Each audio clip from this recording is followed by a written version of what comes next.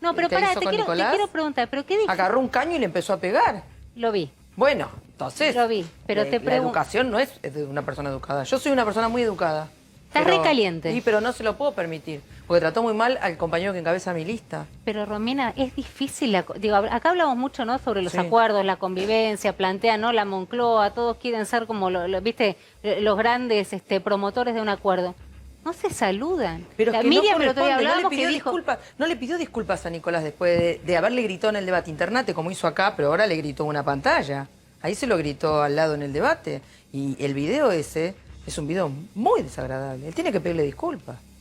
Entonces después charlaremos. Yo soy una persona, no es yo soy una persona muy posición educada, Romina. Sí, Vos sí, sabés que yo sos te una conozco, persona te conozco muy mucho, educada sí. y te lo puede decir cualquiera de los adversarios, por ejemplo en el Congreso donde he estado. Sí. Yo soy una persona muy respetuosa. Ahora, esto yo no se lo puedo permitir. Pero no es una posición intransigente. Maltrató mucho al compañero que encabeza la lista. Si yo lo saludo, estoy agraviando a mi compañero que encabeza la lista. Cuando él le pida disculpas, yo lo saludaré cuando corresponde, cuando nos crucemos en los pasillos del Congreso, que seguramente nos vamos Ahora, a cruzar. ¿es posible una convivencia en este estado de situación, en este escenario?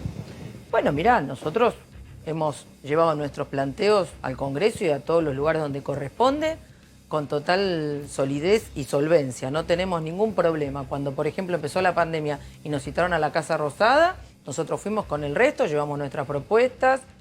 Lo cortés no quita lo valiente, pero acá vos mismo lo escuchaste, tirando insultos a medio mundo, bueno. Ahora, Miriam el no es otro una día parte decía, muy Miriam respetuosa. Bregman, a ver chicos si me ayudan a recordar, pero ella decía, no lo había saludado a Javier Milei, le había retirado el saludo en el debate a Javier Milei, que también, digamos, generó cierta polémica, pero ella decía, alguien que te dice o que hace que tus seguidores te digan judía de mierda, ¿no? Lo planteó en esos términos, vos lo saludás y qué sé yo, la verdad que intuyo que no.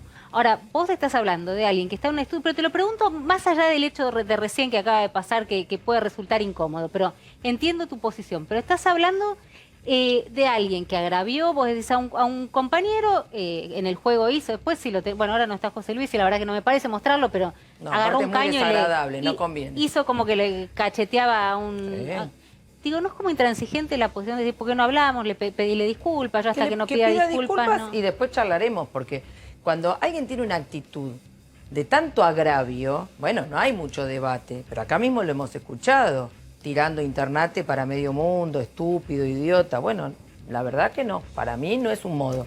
Javi, Bueno, tratando de recomponer un poquito las estructuras del programa, pregunta, tema, ¿qué hacemos? lo que vos tengas, Tema, entra con el bien, tema y entra Romina, tema. dale. En este momento está cruzando el Atlántico el presidente de la Nación. Va a retomar el cargo mañana.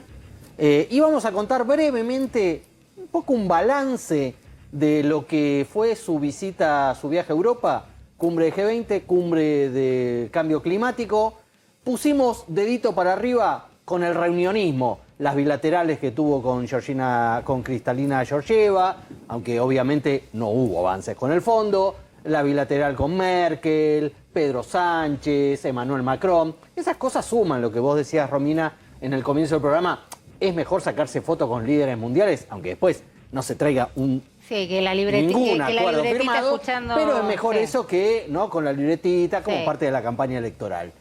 Esto fue lo más destacable, a nuestro criterio, humilde criterio, del viaje del presidente, además del acuerdo del hidrógeno verde, el famoso hidrógeno verde, de un desembolso multimillonario en dólares de acá a 2028. Válgame Dios, ¿dónde va a estar la Argentina en ese momento? Pero la verdad que fue un anuncio importante, el único anuncio importante. Tengo dedito para abajo.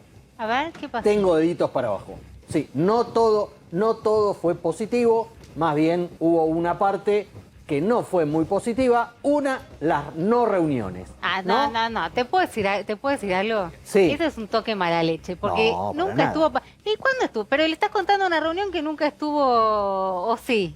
No sé, preguntémosle a Gustavo Vélez, preguntémosle a Santiago Cafiero, preguntémosle a alguna Vos gente decís un que... argentino que pasa por Roma y que es Alberto Fernández, No, y que debería se ser hicieron recibido... gestiones para que lo se recibiera. hicieron No lo gestiones, recibió.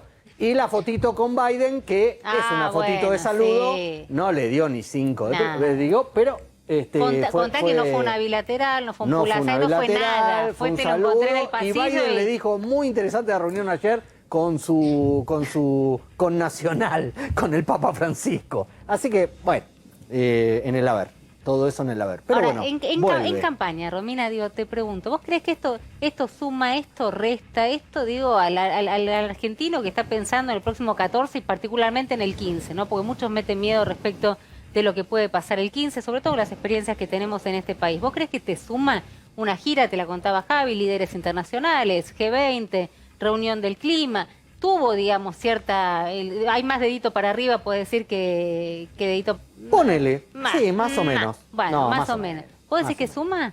Mira, yo creo que tienen que tratar de hacer como que están dirigiendo el país y que están yendo a los eventos a los que están convocados, luego de una crisis catastrófica después de las PASO. El espectáculo que dieron después de la derrota fue muy lamentable, fue muy choqueante para propios y extraños. Entonces me parece que están tratando de hacer un intento, bueno, de un presidente que va a las reuniones que está convocado. Sin embargo, no se trajo nada, quiero decir. Estoy bastante con el análisis de él, porque efectivamente en la negociación y en el reclamo de bajar alguna condición con el fondo y demás, no pasó nada. Es una carta de intención, ¿no? No es vinculante, digamos. Se No, logra totalmente. que el G20 firme para el fondo, pero... Sí, pero nada, es una recomendación que Es una después el fondo va a Aparte decidir es qué una hace. genérica, de que, Totalmente. bueno, tengan alguna contemplación.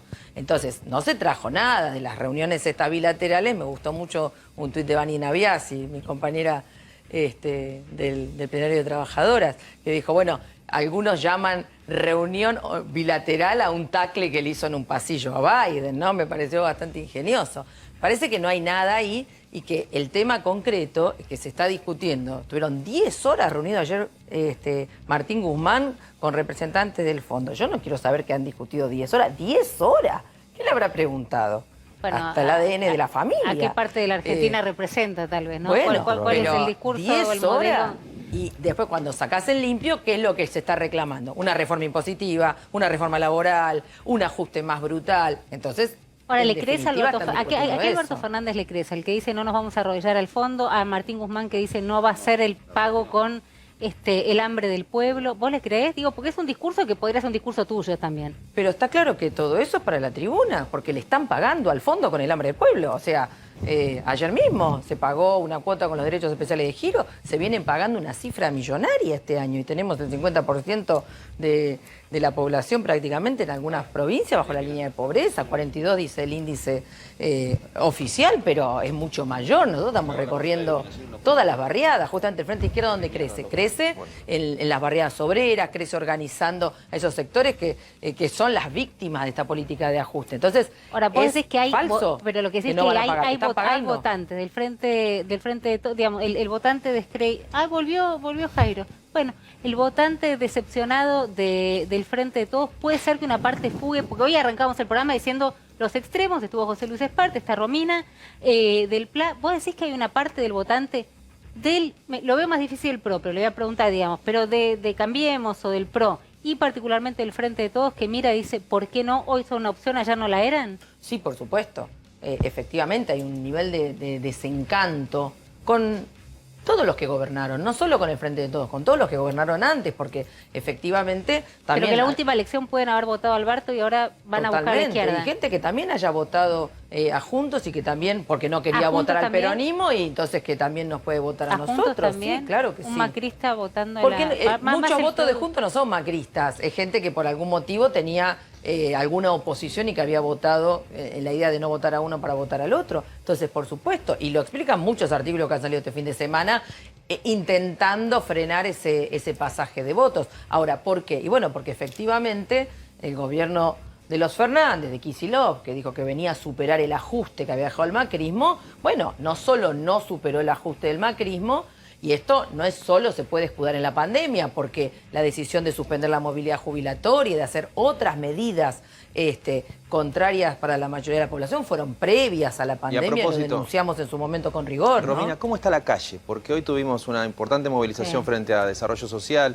Venimos de, ¿qué fue el jueves o viernes de la semana pasada? De ingreso y detenciones cuando se protestaba por la cantidad de polenta que tienen los bolsones de comida. Vos desde la militancia, ¿cómo estás viendo que esté la calle de acá a fin de año? No, yo veo que hay un descontento enorme. un descontento enorme. La situación es muy grave porque recién ustedes hablan del tema del control de precios. Bueno, el control de precios está en las grandes cadenas de supermercados. Pero la mayoría de la gente hoy en las barriadas, en los terceros cordones y demás, no va a comprar a los grandes supermercados.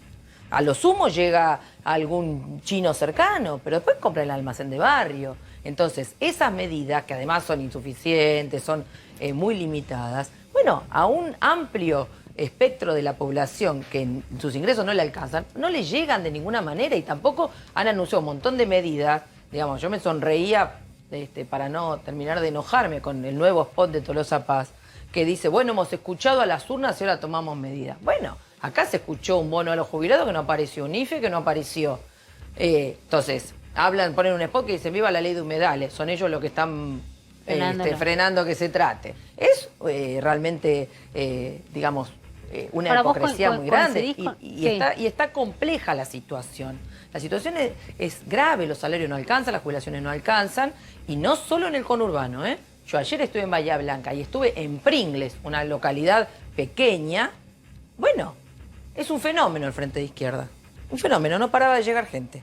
¿Y por qué? Por este tema de organizar los reclamos, las demandas y poner de relieve, por ejemplo, el drama de la vivienda popular es un drama.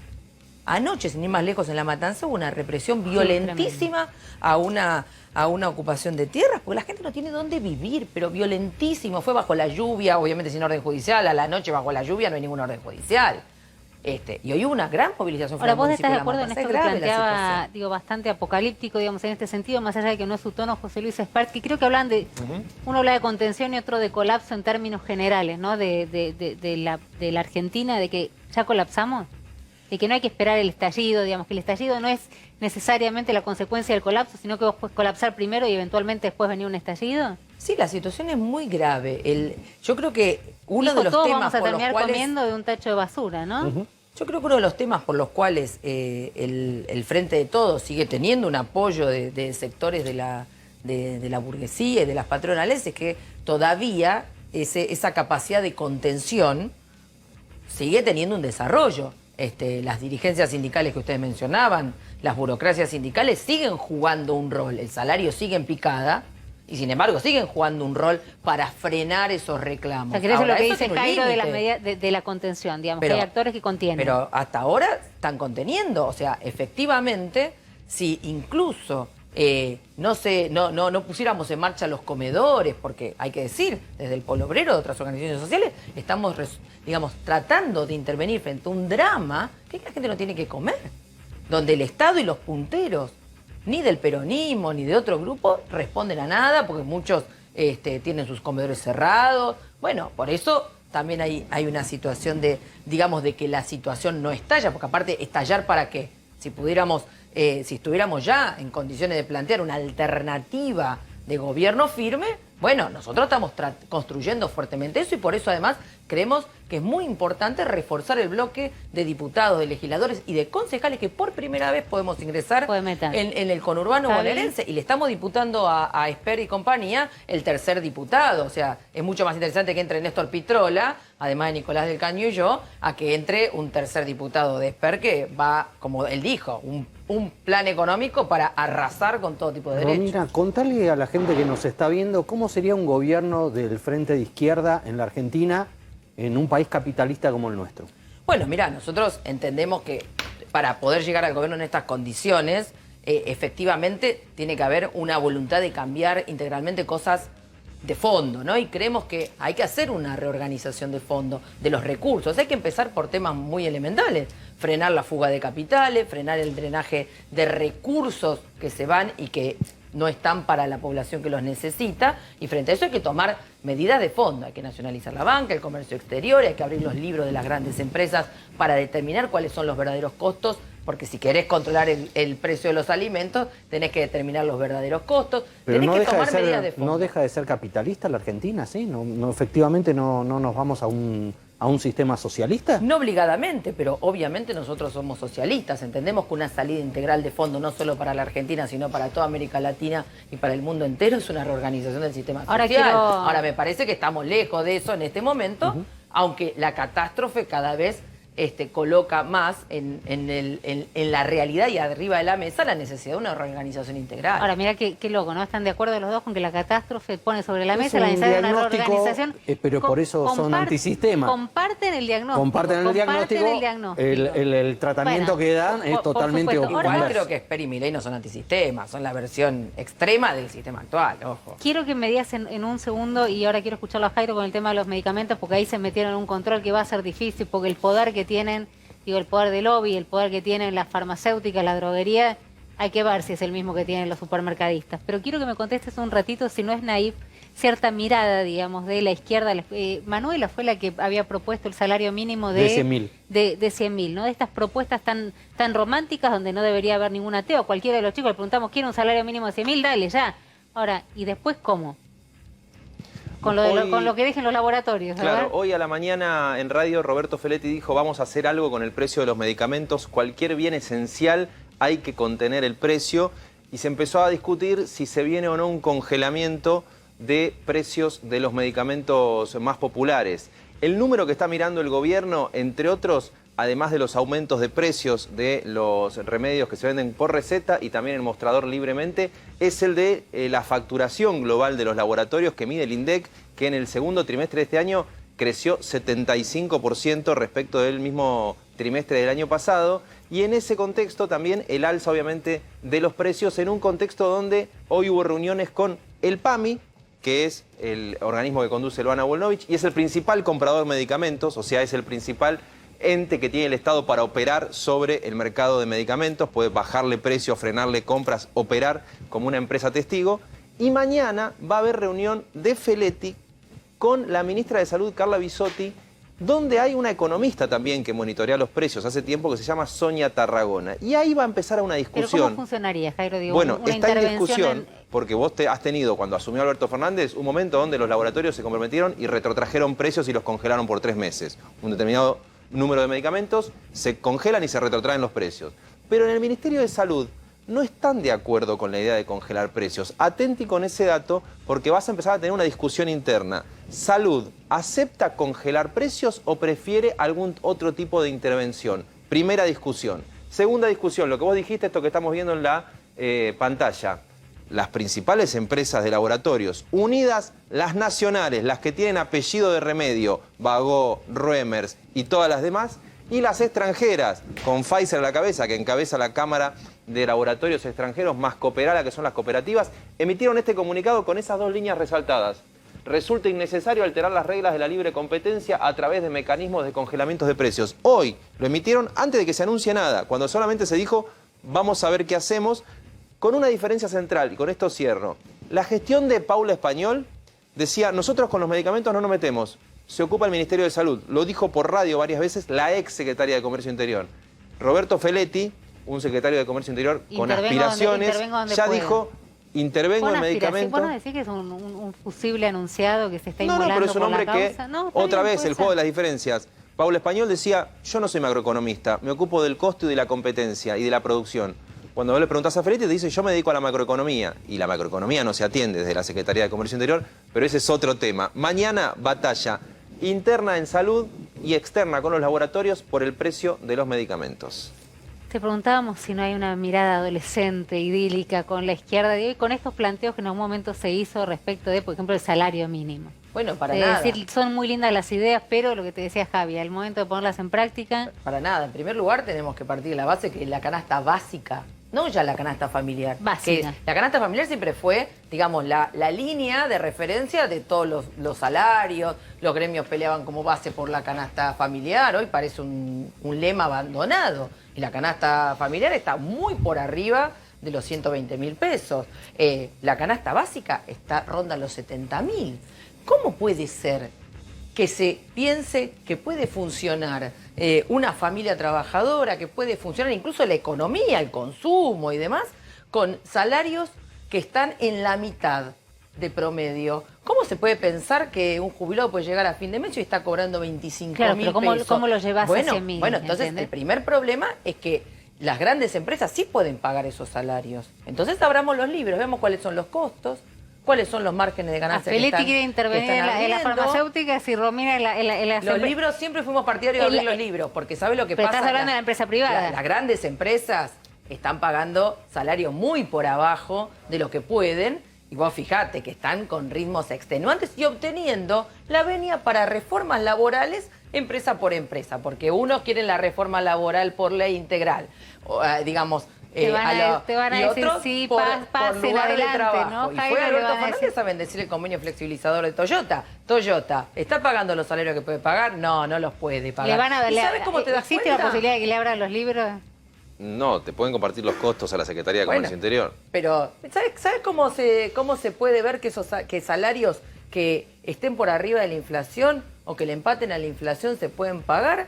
Tenés el sindicato del neumático. Un sindicato que no está dirigido por una burocracia sindical, sino por el clasismo, y que por supuesto viene arrancando acuerdos salariales que efectivamente permiten tener salarios no ideales, pero que efectivamente permiten afrontar la situación. Entonces, ¿qué quiere decir? ¿Que los dueños de las empresas de neumáticos van a pérdida? De ninguna manera. Lo que pasa es que tienen enfrente una dirección sindical que se plantea y defiende realmente el salario de los trabajadores. Romina, muchísimas gracias por haber venido esta noche. Insistimos, Gracias a vos. noche de extremos, ¿eh? Lo estuvimos a los dos, estuvo José Luis Experto.